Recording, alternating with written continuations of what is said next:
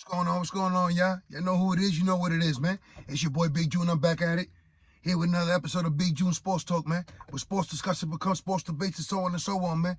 Where we discuss the good, the bad, and the ugly. Everything and anything associated in the sports world, I touch on this platform, man. So, before I get this episode off and start getting my little rant on and all that, the NFL season kicks off today. Well, it did officially Thursday when the champs were defeated by the Buffalo Bills, but today the whole schedule, full bloom. So it is what it is for my football heads out there. And I just dropped any given Sunday season, the Jets Giants talk. I just dropped the collapse, Yanks and Mets. I've been getting a lot of feedback. I want to say thank you and, just keep it coming.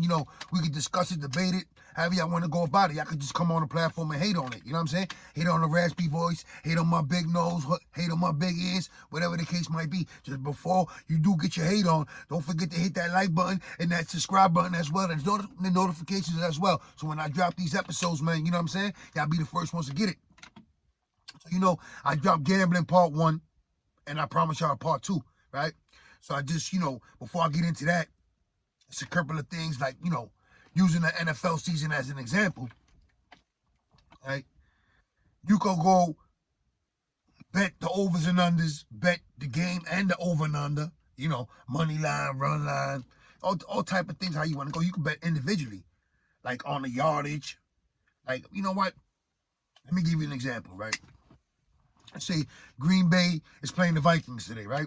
So you don't feel safe betting on the outcome of the game, the over and under, and you're not secure with the points that Green Bay's giving Minnesota or Minnesota's giving Green Bay. However it is, I haven't seen the stat sheet with the points and all that, right? So if you just wanted to bet on Aaron Rodgers, right? Like, this is hypothetically again because I haven't seen the stats or the numbers they're giving out, right? Let's say Aaron Rodgers passing yards is 272, right? Let's say 272. So do you feel comfortable taking the over on the passing yardage? Yes, no Devontae Adams, so you would have to take that into consideration, right? Looking at the wide receiver core that he has in Green Bay, right? Do you see Aaron Rodgers continue to be the gunslinger that he is? So if you do, then you will feel comfortable taking the over, right? So now, if you really want to balance it out, then you look at the receivers. So if you want to stay within the same game, let's say Green Bay, right? Let's say they had Randall Cobb, or the rookie they drafted in the second round, Watson, right? Again, this is all hypothetically. Let's say Randall Cobb, 58, 63 yards receiving. Aaron Rodgers is throwing them the rock, right? So do you see Randall Cobb catching passes and receiving yards over 62 yards? Those are things that you got to look at, the matchups, right? So then you would look at the secondary of Minnesota. How many passes, how many yards do they allow a game, right? What's the average? Then you look at the history, the matchups between Green Bay last year and the Vikings, right? Okay, remember, no Devontae Adams in the equation. Now, remember, this is all hypothetically. I'm using the Packers and Aaron Rodgers and Randall Cobb as an example on the bet on the individuals, right? If you don't want to do the overs and unders, if you don't want to bet with the spread. So this is like an individually matchup. Also, you can do the running backs. Let's say I'll give you more of a favorable matchup, right? Everyone knows Jonathan Taylor is, if not the best running back in the league, he's top 2, top 3, right? So, okay, whoever the Colts are facing week 1, right? Let's presume it's a divisional matchup. Okay, now this is all hypothetical again because I don't know the schedule, so I don't know who's facing who. All I know is that the Jets play Baltimore. That's all I know. And that the Rams lost to Buffalo. Yeah, but week 1 is today, right? So, let's say, like I just mentioned, Jonathan Taylor. So now, again, top 1, top 2 running back in the whole NFL. So you say, give or take, let's say 94 yards, 94 and a half yards. Because he's always averaging 100 yards a game, right? So now, you look at the matchups. You look at that defense. How they rank, how they fare against stopping the run, right? And then you look up the matchups they had last season. Because if it was a divisional matchup, they faced off twice. So you look at the numbers he produced in both matchups, on the road, at home. And now you look at, yeah, it's a brand new season, couple of new additions on every team, the defense, the offense, both teams, right? So you look at all that and you take that into consideration. Yes, Jonathan Taylor is possibly the best running back in the league. No knock on Derrick Henry, because he's right there as well. But we're talking about Jonathan Taylor. I'm using him as an example right now, right? So if you feel comfortable taking a 94.5, you would take Jonathan Taylor with the over. However, if you know the other team that he's facing and you're comfortable with that defense, then you take Jonathan Taylor with the under, knowing that your defense is going to hold him down. That's how the individuals go. So it was the receiving, Randall Cobb, 58 yards, right? It's just all hypothetical. Aaron Rodgers, 272, right? And Jonathan Taylor, 94.5 rushing yards. These are all individuals. If you don't want to bet with the spread, with the over and under, taking the money line, betting on the overall outcome of the game, individual stats, right? So you could also do that as far as Major League Baseball, right? Now, I also mentioned the strikeouts on a prior episode. But as far as you could do hitting matchups. And now when you think about it, right, how does hitting matchups go? Right? Well, your boy Big June's about to break it down for y'all. The hitting matchup goes as, let's say, I got to give you an example, right? Yankees are facing Tampa Bay. So you will have, let's say, this is all an example. But you have Wander Franco on the Tampa Bay side, and then you will have Aaron Judge on the New York side, right? So you pick the player you feel is going to have the most hits. It goes like that, but the most bases, right? So let me break it down, right? So let's say Aaron Judge goes 2 for 4 with a home run and a single, right? And Wander Franco goes 3 for 5 with 3 doubles. Who wins that matchup? Well, it will be clear that Franco gets the matchup, right? 3 doubles, 2 bases, 3 times 2 is 6. So when you hit a home run, that's 4 bases, right? He got a single, so that's 5 bases. So Aaron Judge loses that matchup. So whoever took Aaron Judge loses the matchup on the individual as far as hitting, right? But now let's say Aaron Judge had a home run, a double, and a walk. And Wander Franco had 3 doubles. So now you're counting the bases, remember. So now you have the home run. So when he rounded the bases, that's 4. He had this, right? He had the double. That's 6. And he had the walk. Right? So if he has the walk and ends up scoring, those are 3 more bases. So that's how the hitting matchup goes. It's not about who accumulates the most hits. Because if you have 2 singles, or if you have a double and a single, and the guy you going against hits a solo home run, that's 4 bases automatically. So 4-3. So even if he had 2 hits compared to 1, it's all about who has the most bases, right? So that's like, again, if you don't feel comfortable betting with the spread, basically with the over and under on the baseball and picking a favorite and an underdog, what if you running that money line and making an underdog a favorite or just straight up to win the game? You could go that route, right? Like I mentioned with the strikeouts, with the certain pitches. You know, I mentioned Jacob deGrom. So now let's say, again, I'll refresh our memory. So, you know, the Yankees, Tampa Bay. I don't know who's pitching today so far. I haven't looked at the schedule, right? But let's just say it's Garrett Cole. So, you know, Garrett Cole has always been known to be a strikeout pitcher, a power pitcher, right? So we're saying, let's say 6.5. That's the strikeouts for Garrett Cole against Tampa Bay. So now, you know, if you're into doing your research, your homework, you look into the matchups he's had against Tampa Bay. Let's say look at his last 3 or 4 starts in general and see what he's done as far as the strikeouts. How far has he gone in games, the pitch count. Those are little things that you take into consideration when you're betting, because this is your money, right? So you look at that. Has he been struggling? Has he been lights out? How do you feel comfortable moving forward? Then you decide, listen, if I want to go 6.5, I take the over. I think he's going to dominate Tampa Bay and shut them down. I feel comfortable taking the over.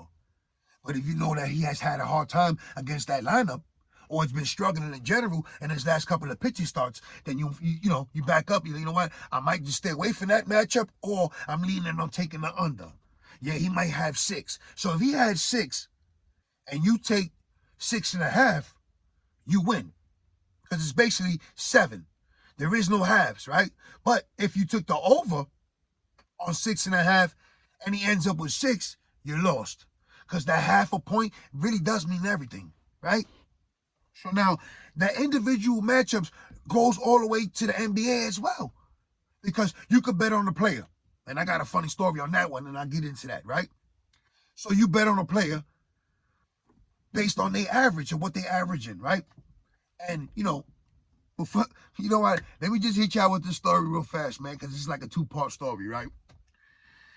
When we first got into that and we was learning the ropes, oh shit, look, they got the NBA plays, the solos, the matchups, and stuff like that. You look at the average. So at the time, Andre Iguodala was a Philadelphia 76er. So for whatever reason it was, his average always was around 9.5 to 11.5 points.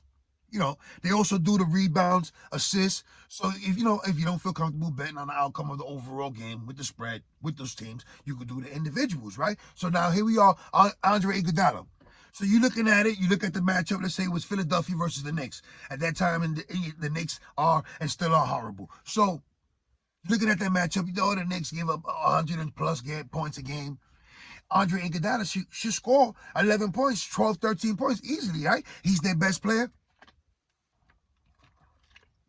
You know how many tickets were ruined off the strength of Andre Iguodala? You know what I'm saying? We can laugh at that now. On the individual, right? Here's another time, shout out to my brothers, Carl and Blake. We all put our money in together. And, we decided to do, nice little hefty. Boom, our shit is over $1,000, us 3. So we did some regular games. I think we even threw a hockey. I'm not sure, but, we also had NBA solos.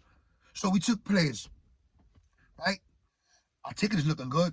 It's like we're looking like a winner. We feeling good. We in the hole. We chatting it up. We getting our drink on, whatever. So I think we were down to Paul Pierce, who started off hot. Like, yo, this dude was on fire in the first half. I mean, he couldn't miss, right? Pre-celebration, I guess we did it. We jinxed ourselves, whatever the case might be. Because Paul Pierce did not score a single point the rest of the second half. Wasn't injured. Wasn't in foul trouble. For whatever the case might be, he did not score a single point. Right? So now, if you don't feel comfortable with the outcome of the scoring, might be an off night, right? You could do rebounds. You could do assists. So you look at some of the players like, when James Harden was doing his thing in Houston, it was almost like a lock. Or Russell Westbrook when he was averaging a triple-double. So then you break down the individuals and you go, you take Russell Westbrook with the over on each category. The scoring, the rebounding, and the assists. Because he was averaging a triple-double, right? So you look at the matchups and you seeing it, was it favorable for Russell Westbrook or James Harden or for whoever you decided to take that night on the individual, right? So it's like, that's not a guarantee for you to win. And you can also bet on the half, right? Like bet on the first quarter, combined points, like, half of the overall over and under, right? The same applies for baseball. You could bet on who scores first. Will anyone score in the first round? The first inning. Stuff like that. So then, it's different ways you could go about it if you're really looking to make that buck and kind of capitalize and minimize the damage as far as gambling. Now, before we keep with the gambling, right? Please, everyone has to, gamble responsibly because, it's real addictive, man. And before you lose it, you lose everything, man. Your family included, man. So, think wisely, stick smart. If you ain't get into it, don't do it, man. But certain states, it is legal, like the FanDuel, the DraftKings. If you want to go that route, you got your neighborhood bookie spots where you can put your numbers in and stuff of that nature, right? So when you break down every scenario, right, the money line, if you feel comfortable with an underdog, winning that game, you take a money line, the money goes up. But now he's no longer underdog, right? So now it's a straight win. So, again, it's a gamble as a risk, however you take it, right? So, you look at all the strategies and you just try to win and try to find the best, package of how you go about your business. How if you want to bet on the regular games with the spread, with the overs and unders, the individual matchups, and any respective sport, right? So, as far as that FanDuel and the DraftKings, what they do is, it's like, they give you a salary. Maybe some made, I think, 50,000, 60,000, and you have to build a roster, right? In baseball, you build the pitcher, the catcher, your infield, your 3 outfielders, and a utility player / DH, right? In the NFL, you will have a quarterback, 2 running backs, 3 wide receivers, a tight end, a flex player, and then you must choose a defense, right? So you look at the matchups. You look at the matchups. A perfect example. A lot of people today, I'm sure, have Baltimore defense against the New York Jets. Rightfully so. No Zach Wilson. So you will see, you'll feel comfortable taking that Baltimore defense against the New York Jets. So now let's say if you really truly do feel comfortable with Baltimore, then you would select Lamar Jackson. Then you look at how much salary he has and how much it affects the rest of your rotation as who can you acquire as far as the players for every position, right? Because that's the thing with the FanDuels and the DraftKings. You must really have a certain budget on who you drafting. Because if you want to draft the top of the top, the best, you won't complete your whole lineup. You see what I'm saying? And if you do complete the lineup, it will be players you didn't want to choose. But, that's like a breakdown of some of the gambling, the hitting matchups, most bases. I broke that down. The NFL passing, the receiving, the rushing yards. And, as far as the NBA, the individuals, you can bet solo, quarters, halves. So there's different ways you can slice that, man. Because, again, if you don't feel comfortable betting on the overall outcome, like the overs and unders, the team in general, you could do the strikeouts in baseball, the bases, the total stuff like that. NBA's, I have another one, right? Let me hit y'all with another story before I go, man. Now this one, it stung a little bit, you know what I'm saying? Because I was on a little groove. I just hit for almost 13, fought another one for 7 and change. So, your boy Big Joe was feeling good, man. I'm doing this. So I put a ticket in. I'm in the barbershop. I'm chilling with my barber. Shout out to my brother Carl once again. And boom, my shit's hitting. I'm there, we talking, we getting a little drink on. I just got my shape up and all that. I'm feeling good. I'm looking cute. Yeah, and I'm looking at the ticket. I'm like, yo, all I need is Devin Booker. So now, again, I took an individual on the NBA. My ticket was almost 1,500. You know what I'm saying? I'm down to my last. I'm like, damn, I'm about to cash on these dudes. You know what I'm saying? I'll be back early tomorrow. You'll see me tomorrow. Whatever. Would you believe Devin Booker, the best player on the Phoenix Suns at the time, right? I think this is right before the Chris Paul trade, didn't score for the whole duration of the 4th quarter and shot a 3 with less than 1 minute left in the game. Hits the 3. The Phoenix gets the ball back. He hits another 3. He hit a 3. I'm like, oh shit, this dude about to get it. He about to get it. Oh. It was a competitive game, going back and forth. He wasn't in foul trouble.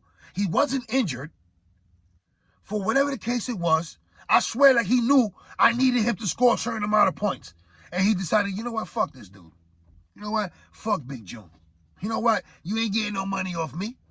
Because, yo, this dude hit back-to-back 3s late in the 4th quarter, less than 2 minutes left. Teased me and everyone else who had him. I walked out the barbershop. That time I'm living in Staten Island. That walk to the train station, that whole ride on the ferry, man. Your boy Big Joe was frustrated, bro.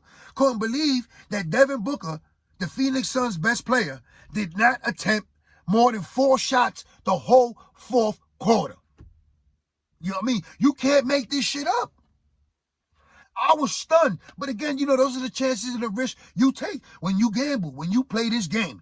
Like I mentioned earlier in the other episode, there's a lot of more losing than winning. Think wisely, think before you decide to get in this game. Because this is a deadly game. It's very addictive. You feel me? It is what it is. This one is for everyone, man. So, you know, for the piece, they you know, go to the bookie spot. They enjoy hitting the Vegas numbers, the FanDuel, you know, the DraftKings. Think wisely, think smart, and move wisely. You know what I'm saying? It is what it is. Before I go, all my family and friends out there in New York, man, stay safe, stay sharp, stay blessed, stay alert, stay on point. It is what it is. I know it's hot. Summertime has just ended. You know, it's hoodie season. You know, it's everyone's favorite season out there in New York, man. All my homies out there in the pen, man. I love y'all. Y'all be home soon, man. It is what it is. I'm out of here. One.